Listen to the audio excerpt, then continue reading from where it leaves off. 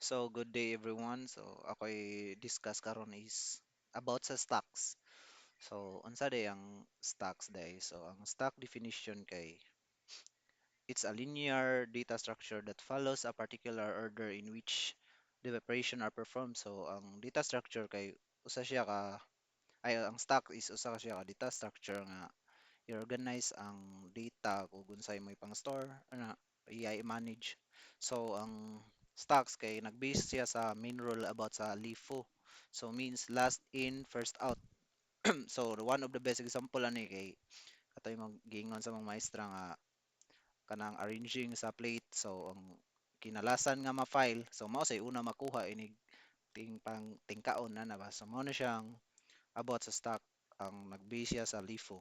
So ato ikuan ang shortcut na adri ang code sa na to pag best example ani.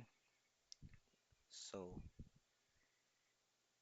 also day na day ang basic operation sa stock ay mao ni siya push, pop, top, yeah, is empty size. So ang meaning sa push is to insert an element into the stock. So nani siya sa top. Ang pop kay to remove an element from the stock. Then ang top returns the top element of the stock. So mao siya. Yeah, is empty returns true is empty else false. So man siya. Then size returns the size of stock.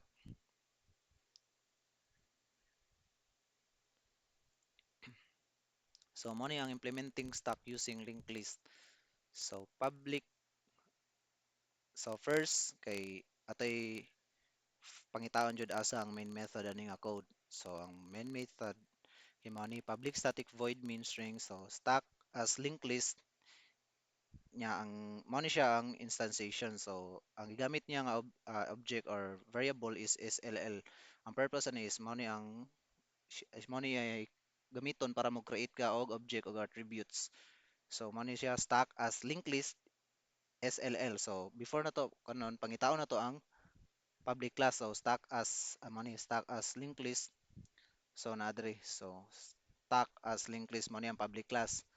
Then inside sa SLL SLL nga object or nga variable gigamit kay inside na naa siya kanang stack node which is ang sulod kay root. So ang root kay nag-initialize niya as empty or null. So static class stack node mo to ang root. Nya yang gi-initialize data kung unsay ikon sa root mo ni gi-initialize niya data. Stack node dot next. So ang dot next kay empty null japon. Wala pa siya sulod. Then mo to ayra. Then balik ta diri sa main method. So SLL dot push. So as what I said earlier nga ang push kay mo ni siya ang kanang mo add og item sa top sa babaw sa sa stocks. So SLL push dot I SLL dot push niya na siya value nga 10. So mao na siya ato pangitaon gi-call out niya ang push then ato pangitaon ang method nga push. So direta na to makita push void public void push equals int data. So pila may value atong gidala sa push nga kinahanglan is 10. So kuha niya 10 diri na na siya 10 diri gimuan niya og new node stock node naghimo siya new node stock node equals stock node new node equals new stock node niya diri niya gibutang gi-store niya ang 10 nga katong gigamit ani mao ni then nag-condition siya if root is equals to null. So ang root na to ganina kung giingon nga null pa siya wala pa siya sulod so true siya. So if true siya so ang root niya is equals to new node. So ang new naghimo man tag new node nga nanay value nga 10. So mo ni siya diri niya i-read ang 10. So root equals to new node. Pila value sa new node atong gihimo? 10 man to. So 10 nya iya din parent diri ang system out data plus push to stack. So nanatay mo ni ang value nga naay 10 push to stack. Then next is SLL dot push. Then iyan sang gi-call out another push nga method 20 ang value. So nara diri so mo ni nanay butan na to 20 20 then stack naghimo sa new node stack node equals new node stack node then na to 23 20 then na condition na sad if root is equals to null so false naman kay na naman tayo new node nga ganina 10 so direksyon siya na og diri sa else so stack node so ang naghimo siya og lain nga variable nga temp para diri na to i-store ang katong root ganina nga 10 so mo ni nanay 10 diri ang kuan ang stack node pag niagi then ang root niya equals new node ang root niya sunod kay mao to ang new node natong gihimo so ang new node nato atong gihimo new node man so mao to 20 so 20 i-read niya 20 i-read niya ang 20 then i-apply niya ring push to stack so na siya 20 so mao ni maabot ang 20 push to stack then pag human lain pag human iya na sad gi-push ang kaning 30 mao ra gyapon ang kuan process execution